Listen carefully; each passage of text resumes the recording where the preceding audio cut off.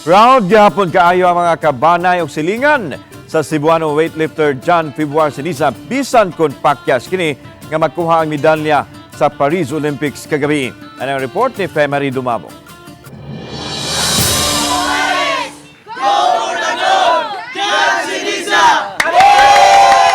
Perting abiba na sa mga silingan ni Ceniza sa barangay Pasil nga misaksi sa real-time weightlifting competition kagabii sa gawa sa barangay gym.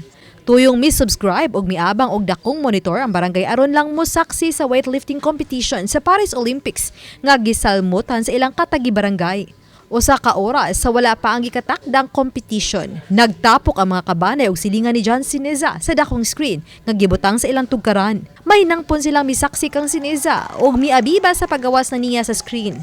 Apan pakyas siya sa pag-alsa sulod sa tulo ka higayon sa 125 kilograms nga weights.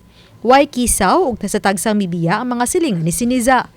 Emosyonal nga giangkon sa inahan ug igsuon ni Ceniza sa mga tigbalita nga dunay shoulder injury ang atleta nga posibleng rason nga napakyas kini sa pag-alsa sa 125 kilograms nga weights. Apan taliwa siyang kapakyas pabiling mapasigarbuhon ang baneng Ceniza nga usa kini sa nakasalmot sa Paris Olympics 2024. Go lang gihapon. Malipayon ra gihapon kung nagtan-aw niya bisag sakit ang dughan pero gidawat ra gud namo kay gibuhat man niya tanan para unta sa atong Pilipinas. Proud gihapon ko. Sa resulta ma'am, champion pa gihapon siya para nimo. Oo, champion gihapon. Hero gihapon siya namo. Hindi matagal na po yung injury niya sa shoulder.